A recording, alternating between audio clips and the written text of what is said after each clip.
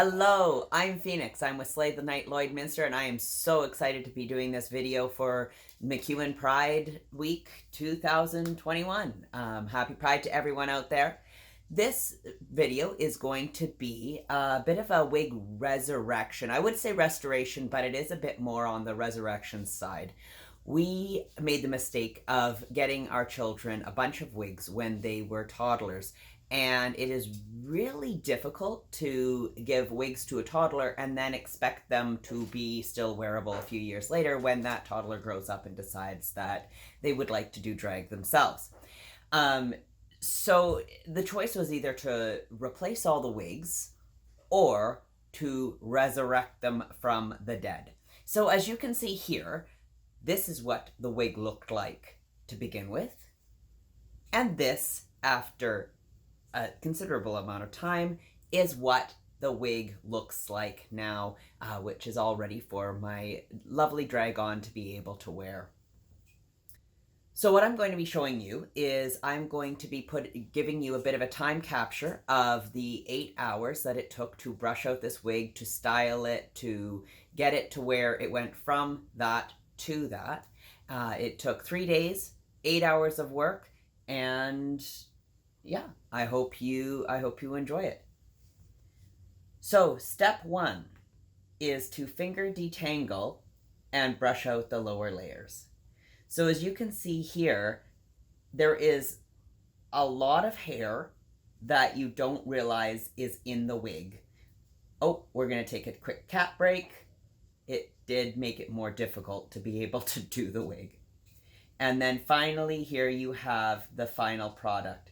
Now, that is a lot of hair caught up in those mats. You might not notice how much is caught in the mats until you start brushing out, and it is really amazing. We've done this with a couple wigs now, and it is always very, very interesting. This is a cheap wig, so if a lot of the hair pulled out of the wig itself, it wouldn't be the end of the world.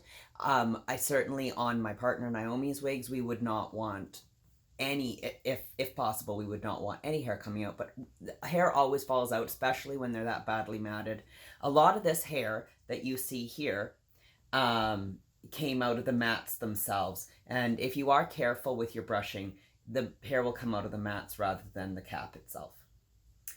So step 2, once you have the lower layer of the wig brushed out, it is going to tangle again really easily, mostly because those ends are really frizzed. So what you want to do is you want to try to prevent that from happening, or you're going to have to rebrush the entire wig again. So what I do here is I section the lower layer into braids to keep them from retangling.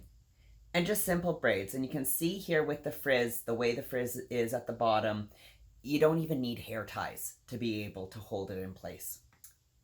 Then you have step 3, which is tuck your braids back into the cap to get them out of the way, and then finger detangle, brush out the upper layers, and braid the top part. And again, you can see here how much hair there actually is in those mats. Now braid them again. So day 1 was complete. It took a total time of 3 hours to get it from the frizzy, matted, could not get your fingers through it on the left there, to the brushed out and braided masterpiece on the right.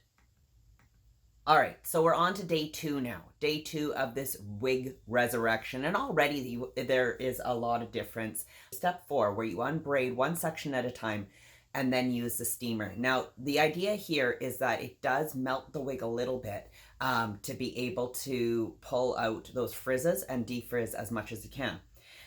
You do want to brush it out once more as well when you do this. The ends do get defrizzed slightly, but you'll see afterwards where I usually end up having to trim them. So you see there, oh, I had to pause to mend the wig itself.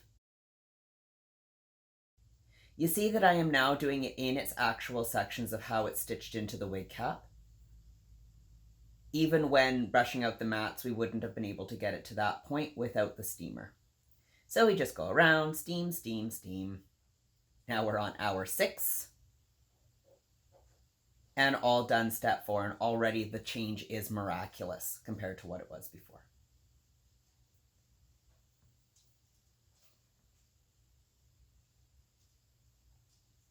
Step 5, trim off the frizzy ends, neaten the layers, and reshape. So here I am, I'm using a certain technique that I've seen cut on my children's hair, where you don't cut bluntly unless you want those really blunt ends. Now, I am not a hairdresser, so anyone watching this who is a hairdresser and is just cringing, I do apologize. So one side is done, the back's done, the other side.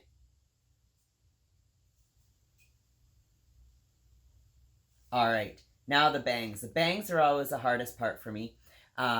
If the wig does have bangs, I always find it easier to do the bangs on someone else. This is my child Dragon. Since she is the one who's going to be wearing the wig for her performances, I just trim it to make sure that it really does fit her. Two eyes.